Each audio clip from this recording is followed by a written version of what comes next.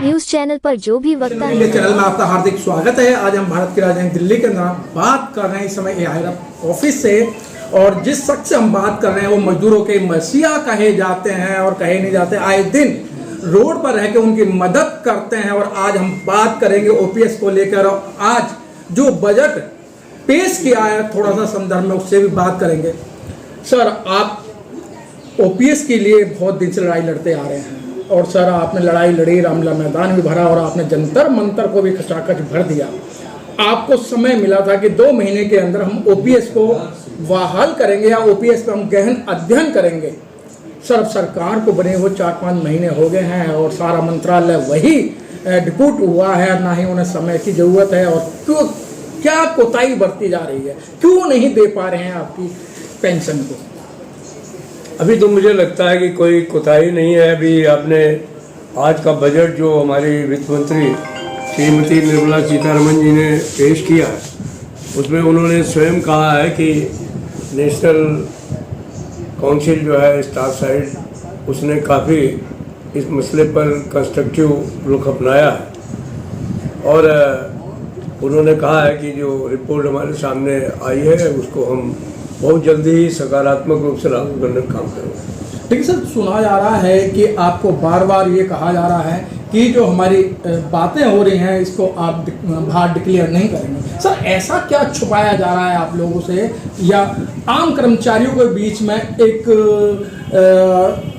घटना सी पैदा कर दी है और कर्मचारियों के दिलो दिमाग के अंदर ये हो रहा है कि हमारे जो नेता हैं क्या हमारे फेवर में लड़ेंगे या नहीं लड़ेंगे?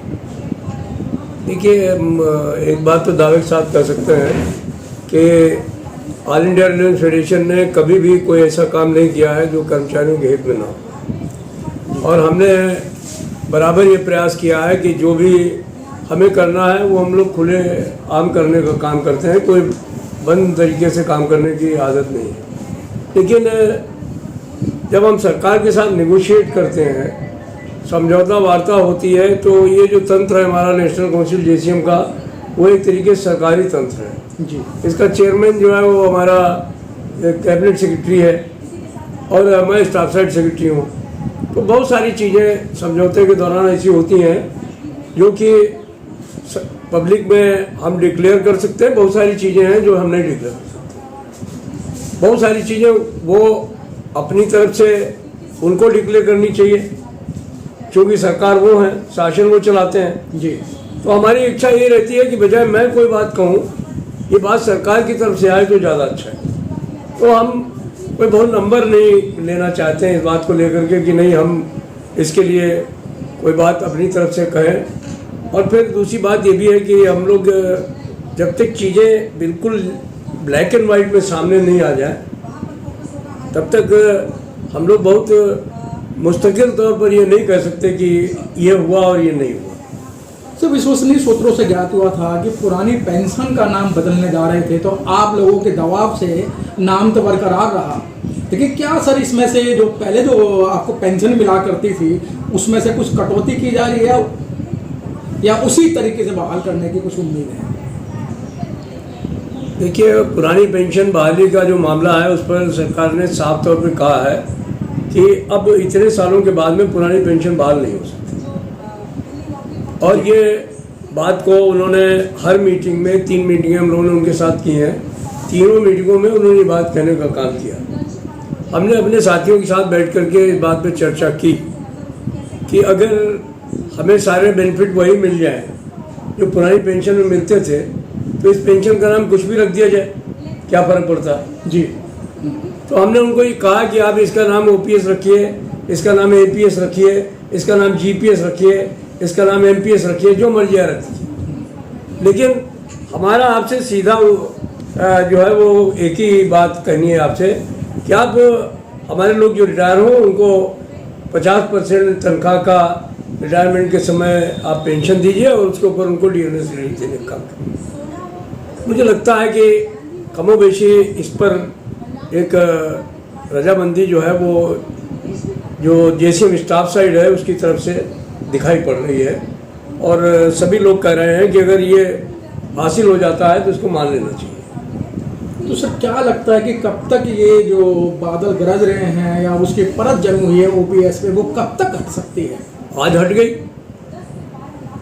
जब वित्त मंत्री ने बजट में ये बात साफ कर दी जी कि हम एनपीएस की रिपोर्ट को जो कमेटी बनाई थी उसको एक्सेप्ट करने जा रहे हैं, और इस पर जो नेशनल काउंसिल जेसीएम के स्टाफ साइड ने अपना रचनात्मक रूप दिखाया, उसके लिए हम उनकी प्रशंसा करते हैं। तो इसके बाद में अब क्या रह गया? न गरज है न परत है।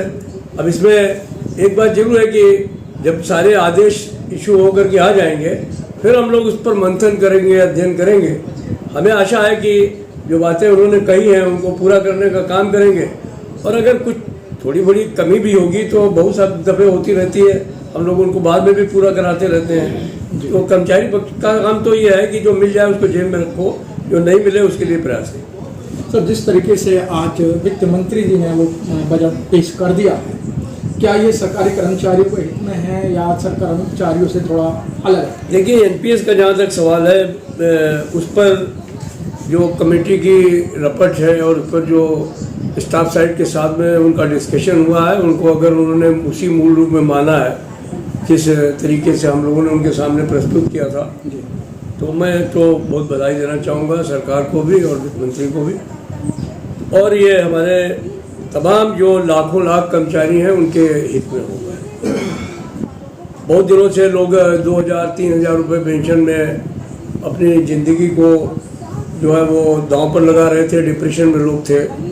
अभी कम से कम यह है कि उनको 50% जब पेंशन एश्योर्ड हो जाएगी तो एक ये बहुत बड़ा लोगों को भरोसा मिल जाएगा कि चलो हम रिटायरमेंट के समय आधा पैसा तो हमको मिलेगा, और फिर उसके ऊपर डीएनएस रिलीफ भी मिलेगा। जो डीएनएस रिलीफ के बगैर, महंगाई भत्ते के बगैर उसका कोई मायने नहीं। तो ये एक बहुत बड़ी उपलब्धि होगी।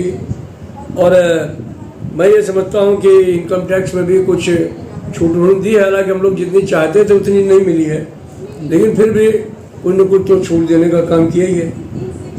एक वेतन आयोग जरूर एक ऐसा विषय है जिस पर कि हम लोग उम्मीद करते थे कि कुछ ऐलान जरूर होगा, लेकिन उसका कोई ऐलान नहीं हुआ है। कोई बात नहीं है, staff side national council JCM इस विषय को अपने फोरम पर उठाए हुए है। तो जो भी अगली मीटिंग होगी कैबिनेट सेक्रेटरी के साथ में, हम उनको पहले भी लिख चुके हैं और बात भी कर चुके हैं। आने वाले समय में जो मीटिंग होगी उसमें हम इस सवाल को और उनके सामने उठाएंगे। हमें आशा है कि वेतन आयोग का भी जल्द गठन हो जाएगा और सरकारी कर्मचारियों का जो वेज रिवीजन है उसका रास्ता भी आगे खुल जाएगा। तो सर, क्या लगता है कि जो आपने एक बात कही थी, जब सर्विस करता था मेरे बराबर में डाक खाना था, जब वो अपने नाती पोतों को लेके आते थे जो कर्मचारी, तो बड़े खुश होते थे कि आज वो जलेबी खाएंगे, डोंगे में रखे वो दही खाएंगे, तरह तरह की खुशियाँ होती थी। क्या सर वो खुशियाँ वापस आने की संभावना? निश्चित तौर पर संभावना नहीं है, वो खुशियाँ आ गई हैं। आ गई जी हाँ, वो खुशियाँ पूरे तौर पे आ गई हैं। 50% एश्योर्ड पेंशन मिलेगी लोगों को, और जब 50% एश्योर्ड पेंशन मिलेगी तो उनको किसी के सामने अपने हाथ फैलाने नहीं पड़ेंगे। वो जब घर जाएंगे तो जैसे बहुएं और बच्चे, नाती पोते उनका स्वागत पेंशन के दिन करते थे, वैसे ही स्वागत जो है वो इन लोगों का भी होगा और एक लंबी उम्र लोगों को मिलने का काम होगा। मैं तो पूरे तौर पर आशान्वित हूँ। बहुत अच्छी बात कि जो एक जिद थी महामंत्री शिव गोपाल मिश्रा की कि कुछ भी हो हम कर्मचारियों को उनका हक दिलाकर रहेंगे, और नेशन न्यूज रिपोर्ट जहाँ जहाँ भी जब कभी पेंशन की बात आई, ओपीएस की बात आई, आए दिन हम मिश्रा जी को आए दिन ओपीएस पे ही बात करते थे। और आपने देखा होगा बिगर ओपीएस के नेशन न्यूज ने कोई बात नहीं की। और आज बड़ी खुशी की बात है, और महामंत्री शिव गोपाल मिश्रा जो जॉइंट एक्शन कमेटी है उसके भी पदाधिकारी हैं, आज बड़ी खुशी की बात है। और कर्मचारियों को आज खुश होना चाहिए कि आज उनकी जो पेंशन, जो ओपीएस की जो लड़ाई थी, जो रामलीला मैदान भरा था या जंतर मंतर या रेलवे स्टेशनों पे जो स्ट्राइक की थी, अभी आपने देखा कि 4 तारीख को जॉइंट एक्शन कमेटी की मीटिंग होती है और 12 तारीख को धरना प्रदर्शन हो जाता है बड़े पैमाने पर, और 15 तारीख को महामंत्री के पास में सेक्रेटरी के यहाँ से लेटर आ जाता है कि भाई हम आपसे वार्ता करना चाहते हैं। वो बातों को आज के दिन तक छुपाए रखा और आज 23 जुलाई 2024 को ओपीएस की जो लड़ाई थी वो आज खत्म हो गई सर, ऐसे ही है ना सर। आज ओपीएस की लड़ाई खत्म हो गई, सभी को खुशी मनानी चाहिए। कैमरामैन मीनाक्षी के साथ मनोज पिप्पल, नेशन न्यूज, दिल्ली से। Press the bell icon on the YouTube app and never miss another update.